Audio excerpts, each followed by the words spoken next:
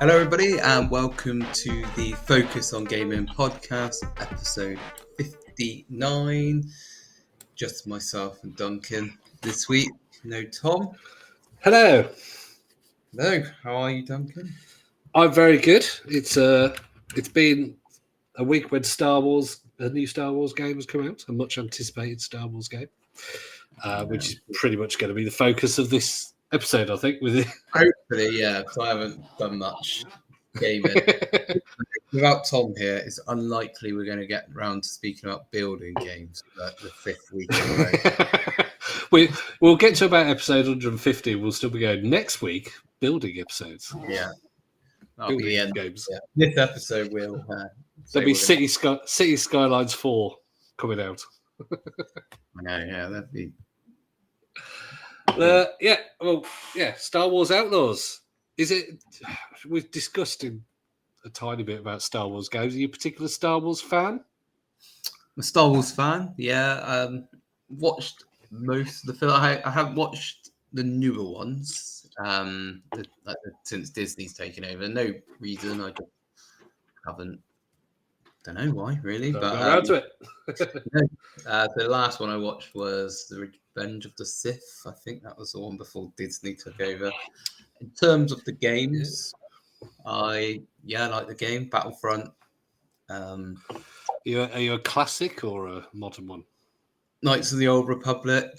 It's probably my personal favorite on the Xbox. I had that. So, and then I had that on PC first, I think, because I was a PC Master Race person back then. But fantastic game. People. It's one of the biggest twists in gaming. I think we're all right to say it out loud, aren't we?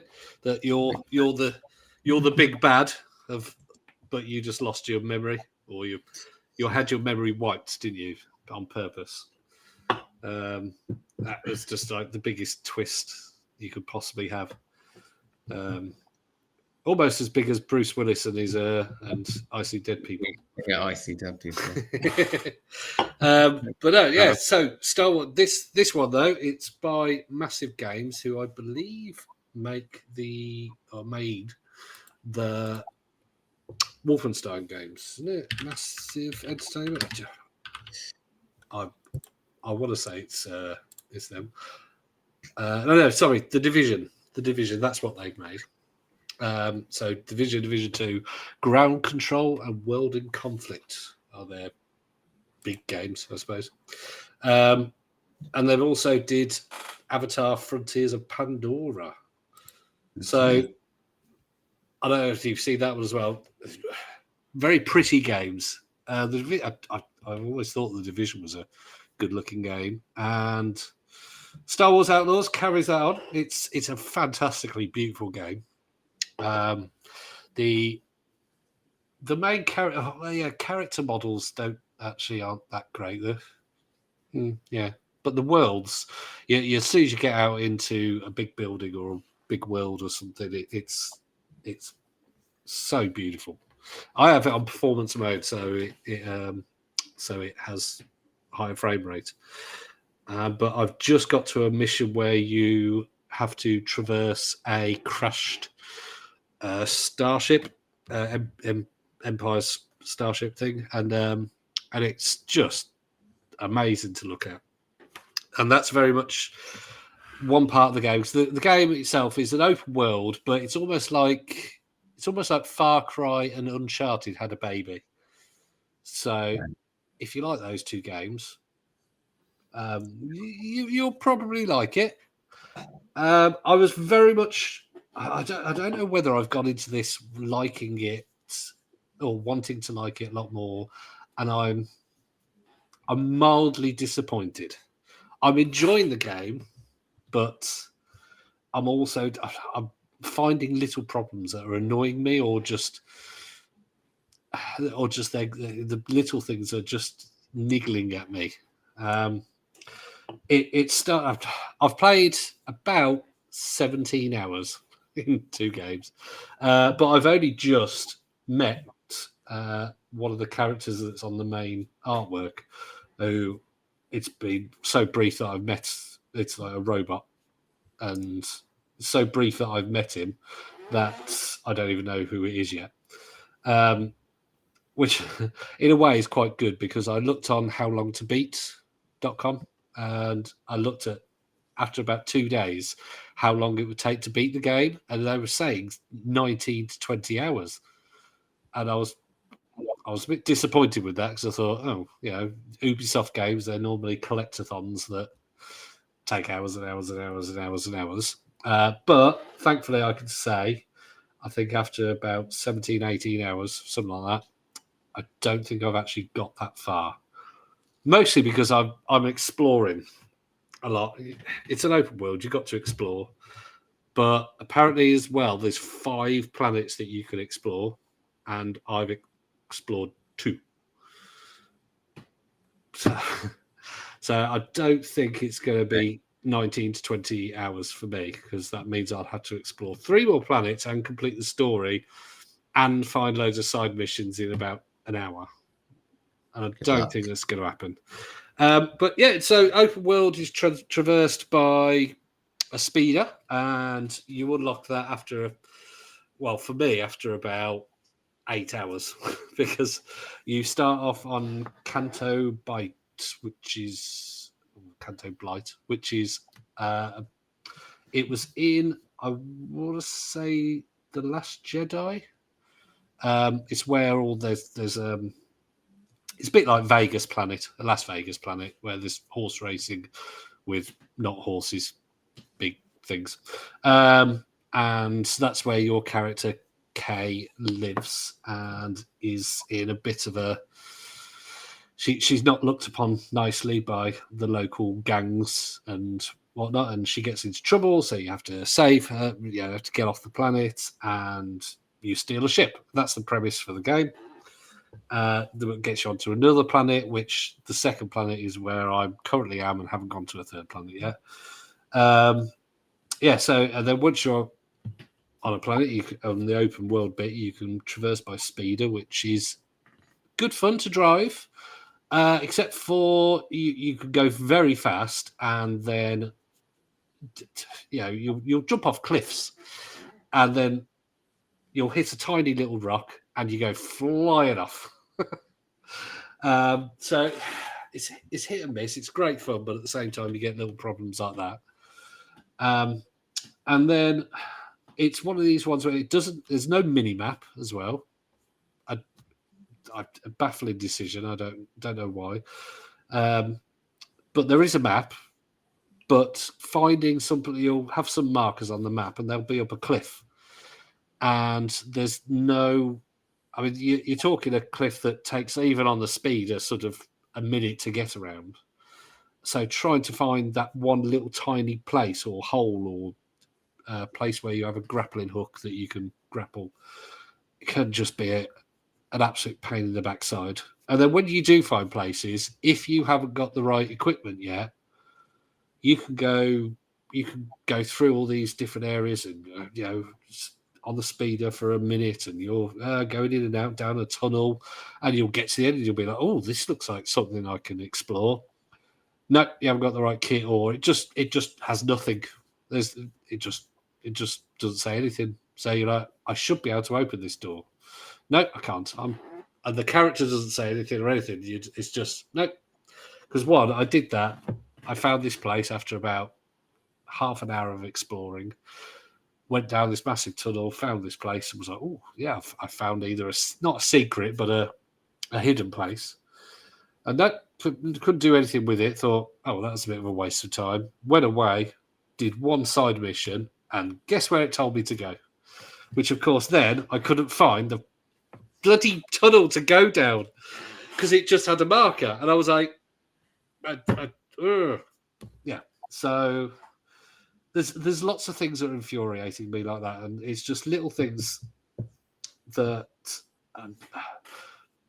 individually they're okay, but when you got all these things that are just getting on my tits a bit, it's I'm enjoying it. It's a very I've said this few times to people. It's a very hard game to hate. But it's equally a very hard game to enjoy.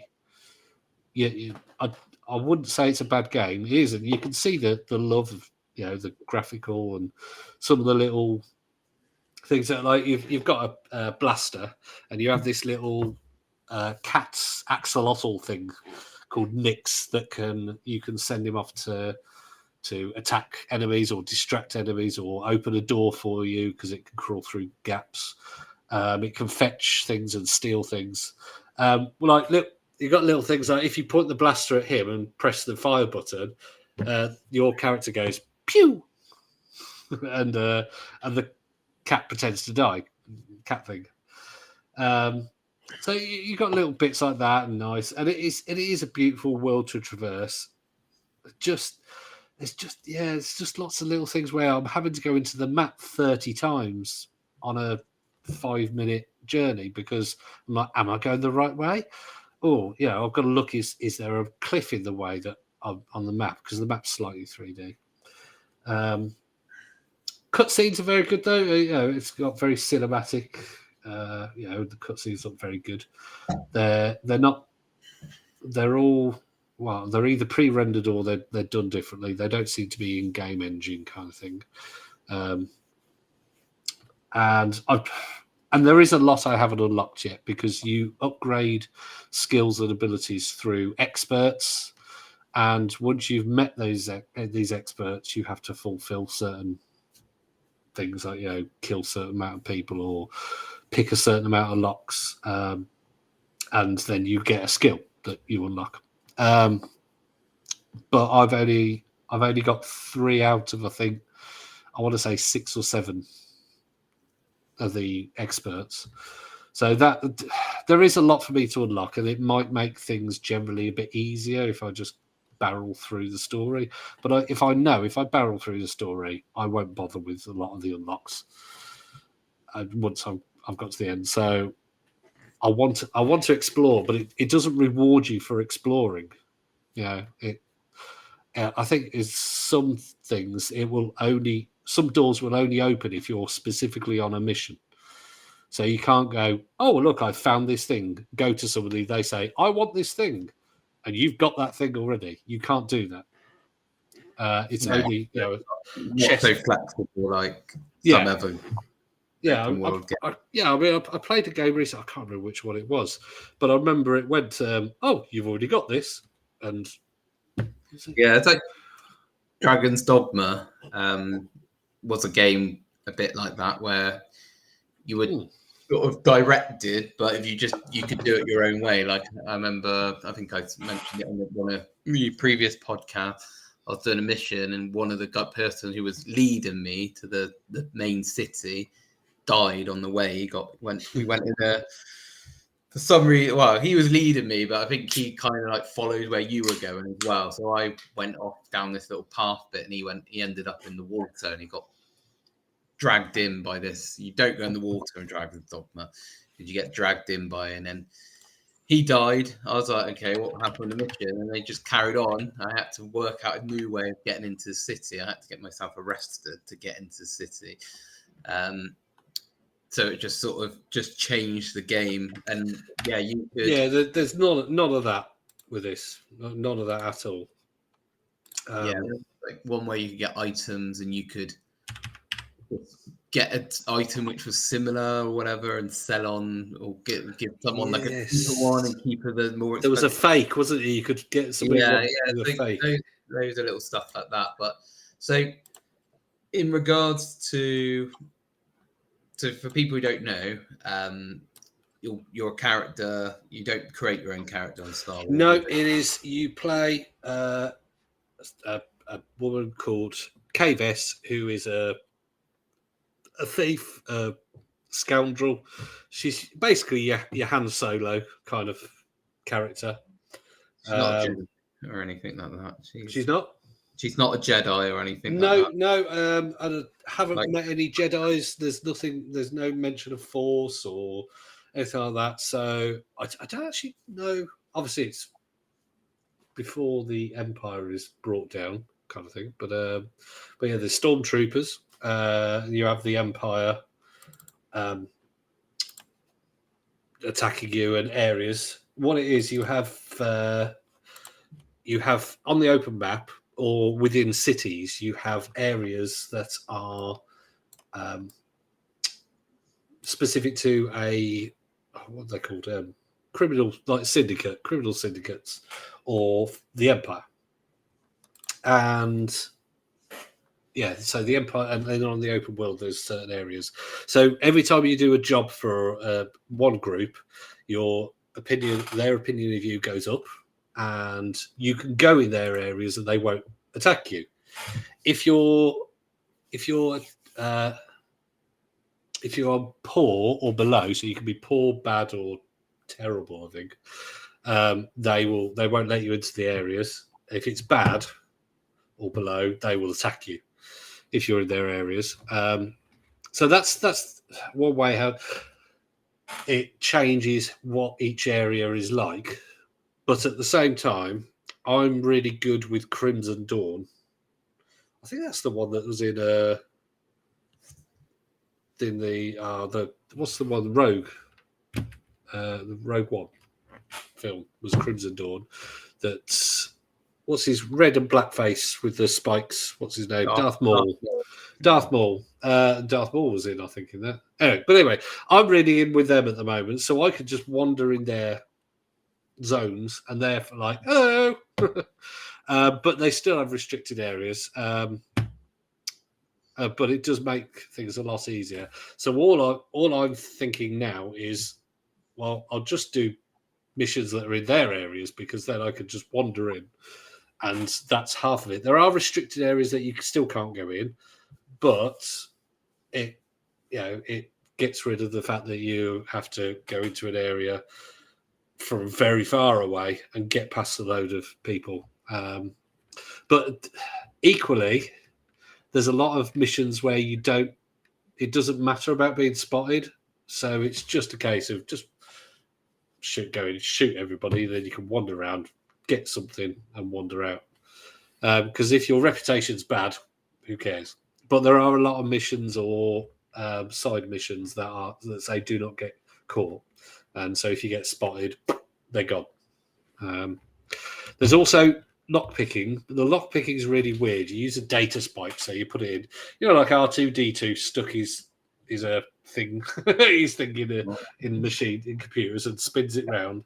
It's like that. So you shove it in, and then it's a rhythm action game thing, but it's not good. it's not very good at all. It's not clear whether you're meant to do it at it's not very clear when you're meant to do it, kind of thing. So sometimes it's a bit of a hit and miss whether you can. They try to do something different from the traditional of spinning something around in the right place, like you got in Skyrim and all that. But there's a reason why people have done that, because that one's all right. That it's okay to do. It's intuitive. But this one, Bethesda, isn't it? Because Fallout they got lock picking in that, don't they? Yeah. And it's snaps if we get it wrong. Yeah, Fallout and Skyrim, same thing, where you have position the one, and then you have to turn it around and see if it snaps, and if it doesn't, if it stops or if it snaps, it's in the wrong place. This one, you just stick it in, and then you have to press trigger or whatever button you got in time with the flashes. So if it goes click, click, click, click, click, click, you have to then go click, click, click, and it's a pretty tight sort of time that you've got to click. It's just not good. I'm not too keen on it. There are accessibility options, which means you can get rid of a lot of these things. There is do you know the Mastermind game where you have the colours and a code, and you have to guess, the other person has to guess the code. Well, that is basically what they have, data splicing, and you get a code which you can change to numbers, which they're either visual or numbers. So you have to put the numbers in, and then it tells you whether those numbers aren't in there, whether they are in there but in the wrong position, or whether they're in the right position. That's quite good. I quite like that because I'm a puzzle person. So yeah, that was fun. But yeah, overall, And what have you got it on? Have you got it on your Steam Deck? No, I'm playing on Xbox. If you can't play it on Steam at the moment, it is on what you call it, Epic Store, I believe. I will just double check. Epic exclusive. Let's have a look. Yep, Epic Games Store on August 30th. So it will come to Steam at some point. But yeah, I think Epic. It's not even on Steam at the moment. No, you can't get it on Steam. So the only way to get it on PC is Epic Game Store or the Ubisoft thing. Now, obviously, I've bought this. Now, I'm starting to think, although I am enjoying it, I'm not actually regretting it, but I wish I had got Ubisoft Plus Premium for a month and just absolutely rinsed it. Because that would have cost me, even full price, it would have cost me £15. Overall, it's a game that if you're a Star Wars fan and especially a Han Solo fan, it definitely give it a go. If you like Far Cry, if you like Far Cry, you like Star Wars, you will overall you will enjoy it. I think most people will enjoy it. It does have its minor problems though, and if they don't annoy you, you'll think it's brilliant. But so anecdotally, I've asked a couple of friends who I know bought it. One got it free with a PC part, so he's like, "Yeah, I don't really care." But he's agreed that it's got problems. It's a strong 6 or 7 out of 10, which is probably what the reviews have been for it. It's not a bad game. It's not. I'm not saying people shouldn't play it or that I hate it. I just probably it hasn't lived up to my high expectations, which I was very excited for this. So, I mean, it seems still to me, Duncan, that Like a Dragon is still your game of the year at the moment. Yeah, well, I mean, Outlaws. I'm still playing Kunitsu Path of the Goddess as well, occasionally. Yeah. Although I have reached a level that's pretty tough in that, and every time I've tried, it's really tough. I can't remember what it's called, but it's one where you're in a marsh and you have to fix some bridges while the goddess is moving and whatnot. So yeah, it's quite that's challenging me that level. But yeah, Infinite Wealth, Like a Dragon, Infinite Wealth was just so good, so much to do. I mean, if I was interested in Animal Crossing, I would probably still be playing that game today and doing the Animal Crossing side game. The mission, because it's a whole style of game within that game. But myself, I mean, Animal Crossing was never a game that I particularly enjoyed, and I did try it. People raved over it, and so I tried it. I'm like, this is just no, not for me. People just loved it in COVID. But I don't know. Yeah. COVID, so. Well, you've got Switch now. Is it a game that you'd invest in? Maybe for the oldest kid? No. No. Maybe. It's basically, as long as you go in every day, do a bit of farming and chat to people and stuff, and then you get things, and then you decorate your house and your island, and you create your island, and you just go in every day and collect stuff, really, and that's the game. Relaxing. Yeah, there's no challenge to it. It's harmless, but yeah, not for me. A bit boring. But yeah, no. Star Wars Outlaws. I'd recommend people play it, but maybe wait for it to be on sale, or join the Ubisoft Premium for 1 month. Try it, and if you like it, buy it. If you don't, you're down even full price, £15 or $15, whatever it is. Yeah.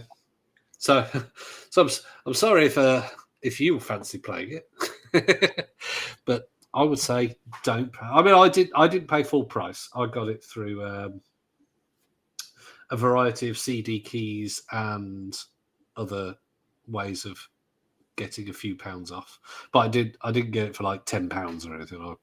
I think it cost me £50. Yeah. So people can't see now because I haven't done a video, so No. can't see me doing a gun to the head kind of thing. But no, it's there you go. It's certainly no Knights of the Old Republic. It's not that in depth. It works well. It looks pretty. It's a Star Wars game, and enjoy. But I'm struggling. Yeah. So It seems like it's just another game. There's nothing really that makes it. yeah, other than the pretty, other than the pretty set pieces, there's nothing to make like me uniqueness in regards to what Infinite Wealth seems to have. There's nothing that I'm going to go to somebody. You must play this game. Watch a video that somebody's done in 4K that looks pretty, and you'll see how pretty it is.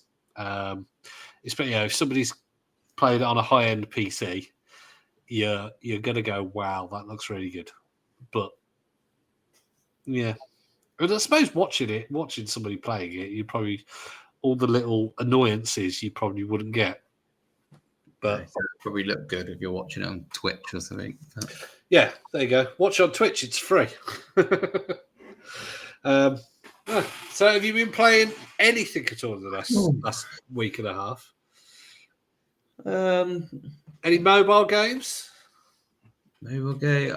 I don't suppose you've got Snake, haven't you, on yours? Doodle Jump is probably the one. Of course, Doodle Jump. Have you beaten your high score recently? I haven't. No, the standard's so high now. It's hard to beat my high score. So I think I always sucked at those kind of games. I think it's on about 50 odd 56,000 off the top of my head. And I don't play it that much anymore because I think it's got bored of it. And it's I don't really, because I used to play it to try and beat my high score, but now my high score's so high. It's quite. Sometimes I get up to like 40 odd thousand. I'm like, oh, I'm quite close, and then you just don't care anymore. So it's like I'm just I die or whatever. But yeah, Doodle Jump. Did get the Wii U out?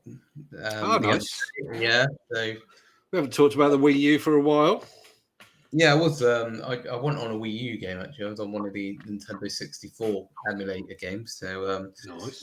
I go on Super Mario 64, which just did got a couple of stars. I wasn't like a big go on it because I haven't really had much time on it. But it was it was the water one. I can't remember what the level or the world is called, but you got to swim underwater and you get like chased by this eel thing, and then you got to go and get the star. But I did have to look it up in the end. I couldn't work out how to get the star because the eel thing wouldn't come out. And I was like, I know the star's in there, but it won't come out. And I kept getting too close, and he was like killing me. So I was like, but somehow there was I can't remember what I did, but he did come out in the end. We've talked about this many times, but I've never been able to get on with Mario 64. I've tried so many times, and I do about 3 or 4 of the levels, and I'm like, it's just boring me now. Well, I mean, I like it. I love the game, but the controls are a bit frustrating. The camera, even though at the time it was quite revolutionary, like now you are constantly having to like switch the camera around, and sometimes the controls can be a bit frustrating. But and also there's stuff on there I'm thinking, how would you know what to do here if you don't have like I got now, like YouTube, where I can just go on and watch someone do it on a video. It's back in the day when people were playing it, they didn't have that, and you would just have to work Yeah, you out. had to have the magazine. You had to have a magazine, didn't you? Sitting next to you. Oh, There was a lot of games like that. I mean, I remember like some stuff on like the Pokemon games. Like it would have been hard to know. I think it was Pokemon Ruby, and I think they had Sapphire and Ruby, but they were like the same game, but they just had a different. yeah, they're slightly different Pokemon, didn't they? Yeah, and then I had Sapphire, and my friend had Ruby, and they were on the Game Boy Advance, and I bought the magazine. And there was one where you get they were called like Reggies, the Pokemon. There was Reggie Ice, Reggie Rock, and then I can't remember what the other one was, Reggie Wind or Reggie something. Rock. And to get them, you had to go to this random bit in like the ocean where there was like a whirlpool, and then you used whirlpool, and you ended up going under the sea, and then you were in this like bit, and it was you had to then use like dig to get into like a cave.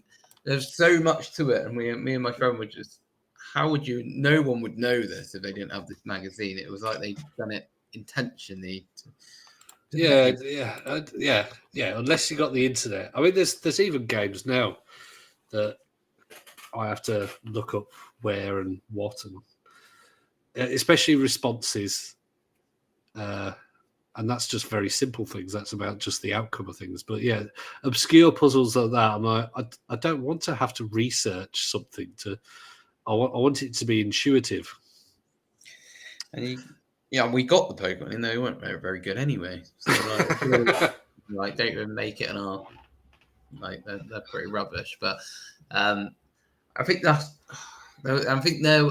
was the one as well where a Pokemon. Because all the Pokemon, you get like your legendary Pokemon, and then on the red and blue one, like you save your Master Ball for Mewtwo at the end, in which you. But on this one, you had your legendary one, but you had this one Pokemon which would only appear once in the game, and if you didn't catch it, that was it. You'd never see it again. But again, you wouldn't know that unless you. And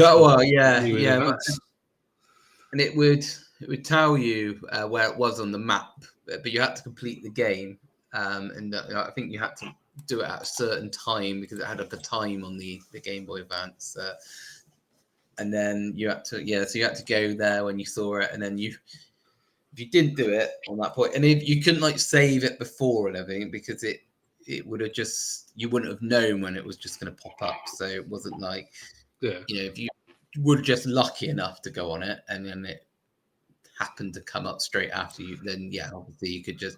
But if you were playing on it for hours and it came up, then it's a bit my like friend. The weapons in the Final Fantasy games. After you complete it, you have like in Final Fantasy VII, you have Ruby weapon and I want to say Omega weapon, and they're like super strong bosses that are stronger than the final boss. And to beat them is really hard, but worth it, I think, in some of the cases. Was this one-off one actually worth it?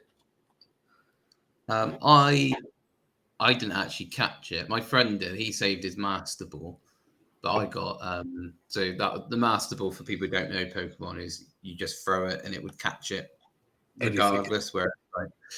Whereas the other ones you had to get their health really low, put them to sleep, paralyze them, poison them, whatever, not kill them, weaken them to the point they're almost dead, and then start throwing like Ultra Balls, and then even then it would take. So I stupidly used my Master Ball on something else. I can't remember what it was, and he popped up on like Pokeballs, so which are like the weakest type of ball. So I think I actually killed it in the end. And I was like, for goodness sake, I'm not getting him. So I can't remember my friend to ask him.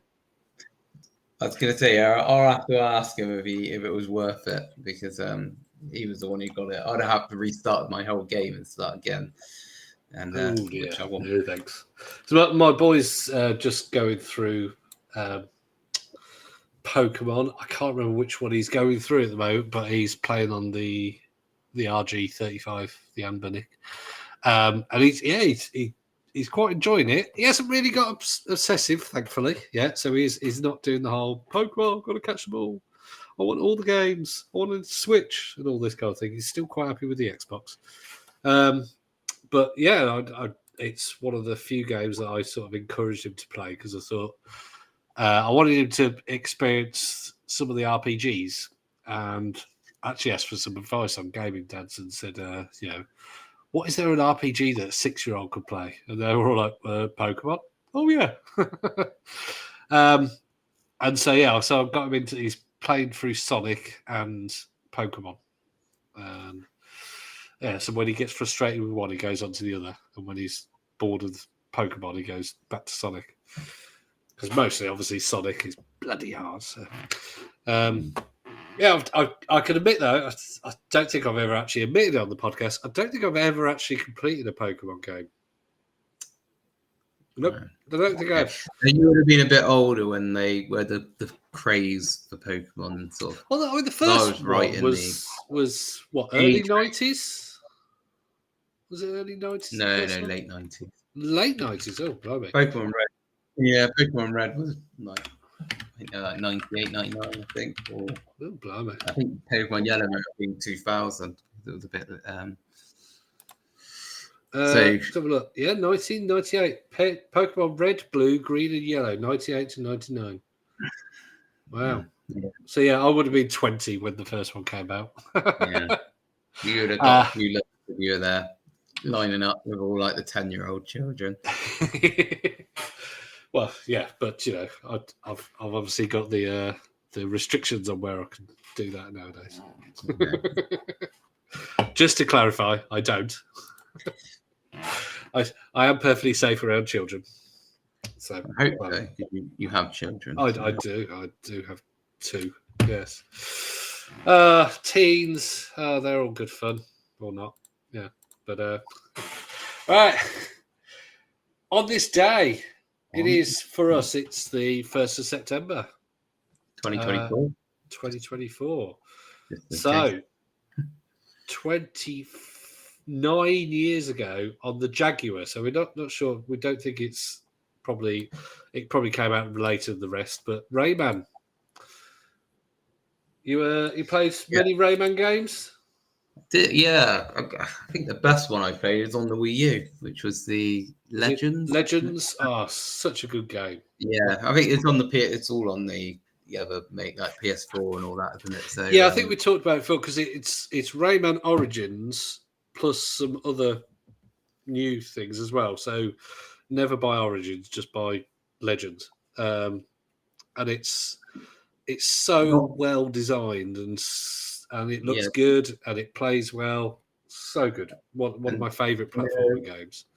I know I go on about the Wii U a lot, but honestly, the best console to play it on is the Wii U. What does it have on the screen? Or do you play it on the screen? You can... you can play it on the screen or you can play it on the... You can choose. But if you're playing it co-op, then one of you will be on the TV and then the other one will be on the screen, but they'll be like... Okay. I was playing it with my friend and he was on the TV and I was doing it on the screen and I had to sort of move platforms for him so he could get across, but I had to do it in the correct timing because otherwise I think like the screen was coming, so he had to do it quite quickly. So he was like, move the platform down, move it up, and I was thing. And there were some puzzles where I had to do like so he was on the screen telling me what I needed to do, and I was like doing it with I'm doing my finger gesture here, which people won't be able to see. But yeah, it's really, and there's other things like when you play it on modern player as well, which you can do on the tablet, which I'm sure you can do on the Switch as well. It's similar to, I think, the new Super Mario Brothers U? You had that as well, couldn't you? You had somebody with the tablet that used to be able to pop things and move platforms and stuff while the others played. Yeah, the normal game. 3D World Super Mario. That's on the Wii U. The bit where you're on a can't trying to think of the word, but you're onto like a Platform. yeah, and you need it to go up, and then you just blow into your Wii U remote, and it goes up. So Yeah, cool. but yeah, so Yeah. Rayman. But yeah, I played the. I did play. I used to play the ones on the PlayStation, the original PlayStation. Oh, we talking of platformers though as well. It's Crash Bandicoot, the original one, 28 years ago. Came out on the original PlayStation. We talked about that a couple of episodes ago, didn't we? I did, yeah. Obviously, being harder than we remember it. Yeah. Very much so. On the same day, the Die Hard trilogy came out, which was an interesting game. It was 3 games in one, but very hard, but quite good, but not as good as Crash Bandicoot. No, definitely not. 1 year ago today, to be exact, Yes. Starfield came out. Yes, and we've got the DLC coming out soon. It's hang on, I will double check it. But yes, they announced at Gamescom the release date. It's coming out at the end of this month, so it's coming out in about 4 weeks. So September the 30th. Shattered Space DLC. It looks almost like a horror, sci-fi horror. I'm hoping that it'll be good. A year later, or yeah, I'm. Although I liked it, I'm not still playing it. I think I rinsed it for about a month, and I don't think there was anything particularly for me to find other than it's another one that I think I can spoil. What it is the new game plus that you have is that you find out that you're almost like a star baby kind of thing.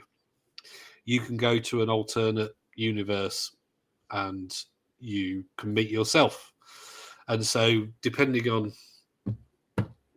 what you do, it's not what you do in the previous world, but you can, the world that you go to or the universe that you go to can be slightly different. So you might meet your own self. Your own self might be dead, and everybody goes, "Oh my God, you're dead." It might. I think there's even one chance where everybody is you. I think I saw that there was sort of a 1 in 10,000 chance that everybody is you in the new universe, or everybody in the group that you join. So I think I only renewed myself once. And yeah, so you keep all the powers and everything that you get from the various things throughout the game. Excuse me. It was an interesting way of doing a new game that it affects future games, but it wasn't enough to get me to be still playing. And because I played on Xbox, there wasn't very many mods or that, and although there is the creation content now, creation club content. But yeah, Shattered Space, I will be straight on there day one and giving a review, and we'll hopefully it'll be a bit of horror that will get me, being my usual wussy self. Never know. So that's 4 weeks' time. What else have we got? 9 years ago, Metal Gear Solid 5, The Phantom Pain. Yeah, absolutely. I own that on Xbox and PC, I think. Yes, 4, I think. Yes, on PC, PlayStation 3, PlayStation 4, Xbox 360, and Xbox One. It was great for a PS3 game. Well, it was out on them too, but I don't think it. I think nowadays we'd go back and go, well, it probably looks very good for this 360. And it probably did, but I think there was a definite graphical difference between the PS4 and PS3 and Xbox One. Nothing like the last games on that generation. Yeah, I mean that would have been what, 2015. So I think the Xbox One came out in 2013. I want to say. So yeah, they'd already the 360 was being phased out. Although there obviously still a lot of people playing it. But no, it was a fantastic game. Huge. Very much almost like an early roguelite kind of thing. Set in Afghanistan, wasn't it? Was it Afghanistan? It was I think it was a made-up country, but it was like Middle East, though, wasn't it? Yeah, it was that kind of thing where you had like Russian-style tanks and a desert, canyons and all this kind of thing. And you would like extract people, and you would end up on a big boat. Yeah, so you would always start on you had like an oil rig that was your base, and you could upgrade and get people to come in and work for you, and get the more people you got in, the better quality they were, the more upgrades you could get, and then you could bring back hardware and whatnot that you could find. So you'd get in a helicopter, you'd pick where you were going, and depending on whether it was a story mission or just a rescue mission or something like that. So it was very much an early style of the repeatable, more or less infinite game. And it was just, really good. It was very hard when you first started playing it because you could do very little, and all your guns were loud. You couldn't you could get close to people very easily without alerting them and all this. So it started off very hard, but the more you did, the more upgrades you got. It became a game where eventually you could go in, and some levels would take you, a few minutes because you basically just go in and go, right, there's 5 people, thunk, thunk, thunk, thunk, thunk. They're all unconscious. Walk right in, rescue the person, bring them out, done. Like different, they weren't just all humans, were they? Like, there was all sorts. I mean, one of the last boss was a giant, or one of the big bosses was a giant mech. One of the Metal Gear iterations. But so there was all sorts. There was a woman who basically had a lot of side boob who was a sniper, and you had to out sniper her. But it's a typical Hideo Kojima thing where there was always ways that you could defeat people either easily or at least easier. There was somebody on fire who I think that you could put out or something like that. It's a bit like, was it Metal Gear Solid 4? Was it with the old guy where you could just set the time on your console to a year later, and you'd load up the game and the guy would just be dead? And the original one on the PlayStation where you could just change the controller. Yeah, change the controller ports. Yeah, I saw a video about that recently, and there was a different Psycho, because that was Psycho Mantis. Yeah. So there was a different Mantis in one of the other ones where because it had wireless controllers, you had to specify that your controller was a player 2. And when you did that, it said, nah, that's not going to work. That was very clever, and they kept that going for future games where you had to do certain things if you wanted to. You could generally do all these ones normally. The snipe, the old one with the old guy, you could kill him. You just had to be good at sniping and whatnot.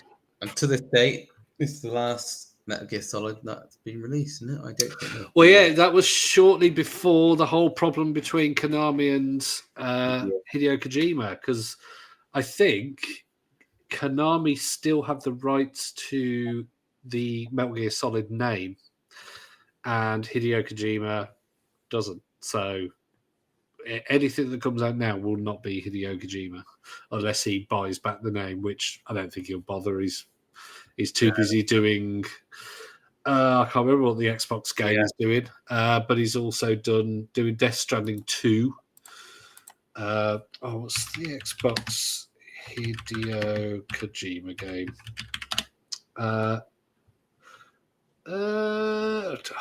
What is it?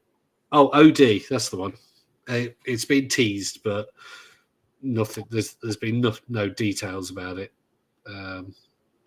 So yeah, whatever. Yeah, let's Metal Gear Solid 5. What else have we got that came out? Oh, there was something interesting, I think, on September the 2nd, wasn't there? Nope, nothing particular. Oh, The Sims 4, that was it. The Sims 4 is 10 years old. Yay! 10 years of drowning people in swimming pools or setting fire to your kitchen. Are you have you got any of the DLC that can cost you about £1,000? No. I have played Sims 4. I think most people played. Yeah, I mean, it's free to play now, so it's a game that you should play because it is good fun. But yeah, at the end of the day, yeah, if you want to play all of the game, yeah, I think somebody added it up and it was something ridiculous like £1,300 if you want all of it. Although that's dwarfed by it was one of the train simulation games. It's like Train Sim World or something, and to buy all of the DLC was something ridiculous, like £17,000. Wow, you can get like a train for that.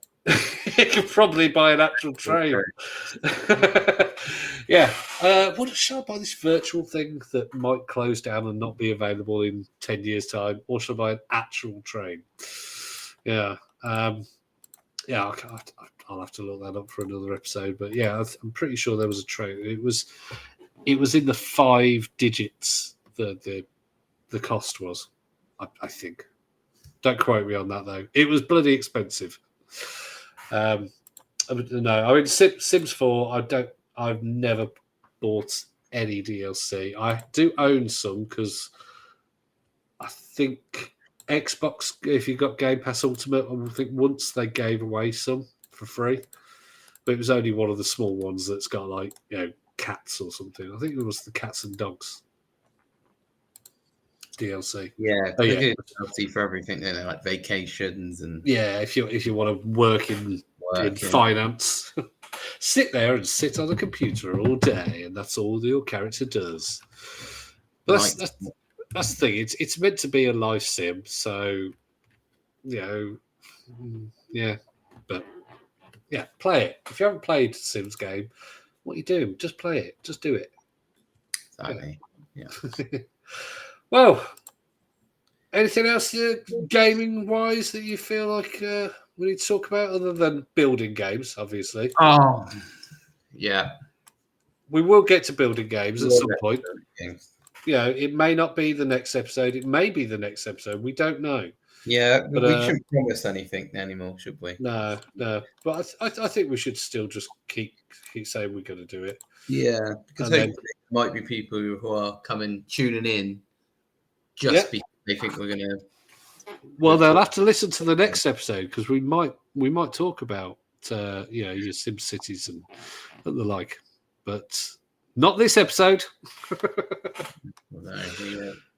Right. And on that note, that's us done. Until next episode, like and subscribe. Focusongaming.co.uk. Give us a review, and we will see you next episode. Episode 60. 6 decades. Not 6 decades. 6 tens, whatever. Bye. Bye.